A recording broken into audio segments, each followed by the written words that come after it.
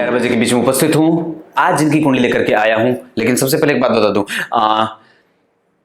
आप प्रत्येक व्यक्ति जो मुझे देख रहे हैं, मैं सबसे ये बात कहूंगा कि आप प्ले स्टोर पे हमारा एप्लीकेशन ज्योतिष ही लक्ष्य के नाम से सर्च करके उसे जरूर डाउनलोड करिए। वहां पे आपको प्रत्येक दिन का कार्यक्रम तो मिलता ही है, प्रत्येक दिन का पंचांग भी मिल जाता है। हमारे नित्य प्रकार के जितने भी कार्यक्रम हैं आपको उस प्ले स्टोर में जो एप्लीकेशन डाउनलोड करेंगे वहां भी मिल जाएंगे। आप मुझे और हमारे जितने भी कार्यक्रम हैं वो सब आप वहां भी देख सकते हो। मैं सबसे पहले आप लोगों से यही कहूंगा, एस त्रिवेदी जी हर बार मुझे याद दिलाती हैं, आपने आज भी नहीं कहा, बहुत बहुत धन्यवाद देता हूं आपको। भूल जाता हूं, लेकिन क्या करूं, आप लोगों से मैं ये बात कहता हूं, तुरंत जाइए प्ले स्टोर से लिखिए JYOTISHHILAKSHYA, वहां लिखिएगा, आपको एप्लीकेशन मिल जाएगा, उसे डाउनलोड करिए, इंस्टॉल करिए और फिर वहां रेटिंग 5 का दीजिए। और ऐसा करने पे आपको वहां प्रत्येक दिन का कार्यक्रम मिल जाएगा और प्रत्येक दिन का पंचांग भी मिल जाएगा, जिससे आपको आसानी होगी। अब शुरू करते हैं आज का कार्यक्रम। ये जिनकी कुंडली है, नाम है इनका पीयूष गोयल। ये पीयूष गोयल जी हैं, ये सच में पीयूष गोयल जी हैं।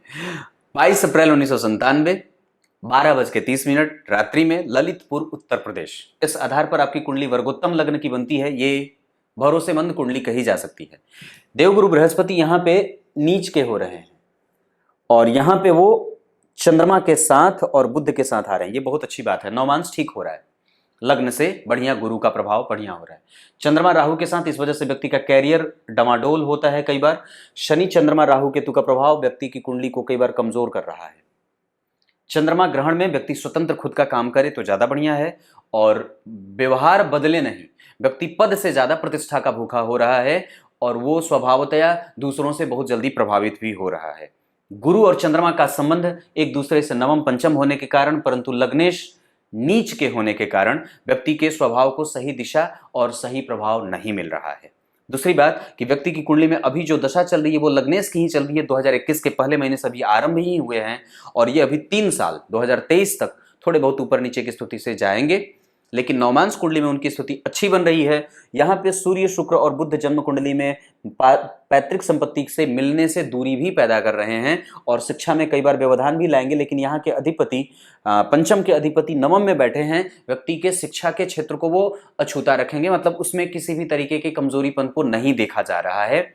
वो क्षेत्र ठीक है, क्योंकि गुरु अगर नीच के हो रहे हैं तो गौर करिएगा उसका नीचत्व भंग भी हो रहा है परिवर्तन योग होने के कारण। परंतु जो स्थिति वास्तव में शनि की होनी चाहिए वो राहु और केतु से प्रभावित होने के कारण उस भाव को कमजोरी भी दे रहा है और व्यक्ति को कहीं ना कहीं कंफ्यूजन में भी डाल रहा है। जन्म कुंडली के लग्न के अधिपति के नीच के हो जाने के कारण जहां व्यक्ति के गले से संबंधित, कानों से संबंधित समस्या को देखने में बनने की बात, वहीं पे पढ़ाई में कभी कभी याद न रहने की स्थिति या कई बार व्यक्ति को अंक कम मिलने की स्थितियों में भी देखा जा रहा है। जन्म कुंडली के चतुर्थ स्थान में शनि केतु के प्रभाव में आने के कारण कई बार माता को गैस्ट्रिक और गैस से संबंधित समस्या, हड्डी और जोड़ों के दर्द से जूझने की शिकायत भी देखी जाएगी। वहीं जन्म कुंडली के पंचम भाव में सूर्य, बुध और शुक्र के एक साथ बैठ जाने के कारण कई बार उसके फलों में कमजोरी भी देखने को मिलेगी। साथ ही साथ वहां के अधिपति जो मंगल बनते हैं धनु लग्न की कुंडली में सर्वाधिक कारक ग्रह के रूप में, जहां देवगुरु बृहस्पति, सूर्य और मंगल होते हैं, वहीं पंचम भाव के अधिपति मंगल जा करके नवम भाव में बैठ करके वापस चौथी दृष्टि से अपने विदेश भाव को देख रहे हैं। ऐसी स्थिति में व्यक्ति अगर अपने जन्म स्थान से दूर जाकर के कोई भी उच्च शिक्षा का प्रभाव विकसित करना चाहता है तो निसंदेह कर सकता है। जन्म कुंडली के पंचम भाव के अधिपति का प्रभाव जब जन्म कुंडली के तृतीय भाव अर्थात पराक्रम भाव पे पड़ेगा तो ऐसी स्थिति में व्यक्ति के संबंध उसके भाइयों के साथ अच्छे रहेंगे और साथ ही साथ व्यक्ति जितने पराक्रम को करने वाला होगा उसके संपूर्ण फल की प्राप्ति उसको मंगल की शक्ति खींच करके दिलवा ही देगी। सूर्य, बुध और शुक्र का प्रभाव एक साथ पंचम भाव में होने के कारण व्यक्ति को प्रेम विवाह आदि के चक्कर में नहीं पड़ना चाहिए और व्यक्ति को सर्वाधिक तरीके से अपने पैतृक संपत्ति का जो प्रभाव है उसको हमेशा चेक करते रहना चाहिए कि कहीं उसे कोई हड़प तो नहीं रहा है, कहीं उसे कोई छीन तो नहीं रहा है, कहीं उससे नुकसान तो नहीं है कोई।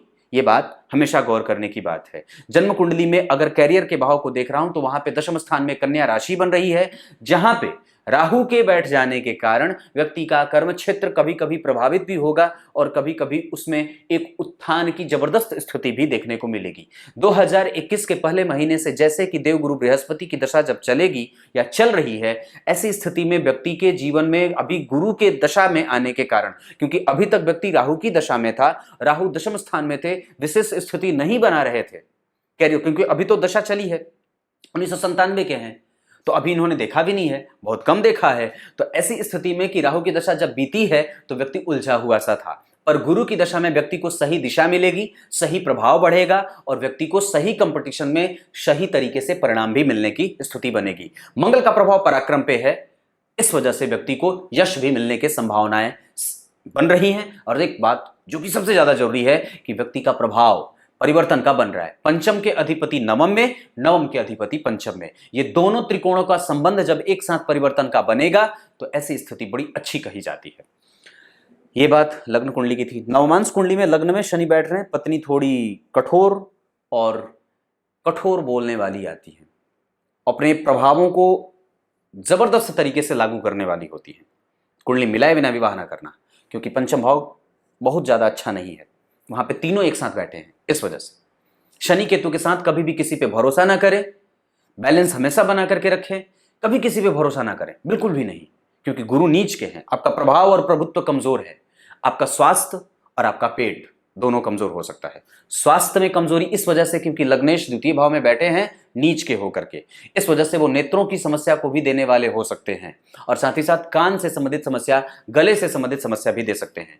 पेट में लीवर आदि की समस्या, अपच, एसिडिटी, कब्जियत और कॉन्स्टिपेशन आदि की समस्या भी होती है। ये एक आम बात होगी आपको जीवन भर के लिए, पर उसको ठीक करने का सर्वसाधारण उपाय देवगुरु बृहस्पति की पूजा के लिए आपको अगर बात बता दूं तो हनुमान जी की पूजा आपको कर लेनी चाहिए, क्योंकि आने वाले हैं शनि।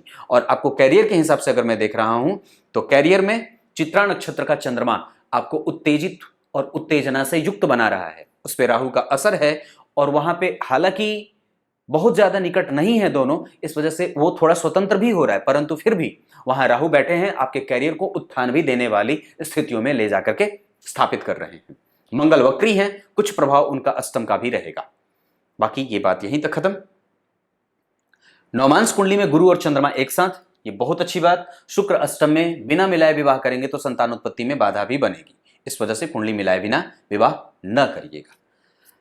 अब एक बात और बता दूं तो बुध की स्थिति दशमांश कुंडली में जा रही है, बाहर जुड़ करके जाइए, बाहर निकलिए, अपने जन्म स्थान से दूर जाकर के स्थापित होइए और करिए कोई काम, निस्संदेह सफल हो जाएंगे।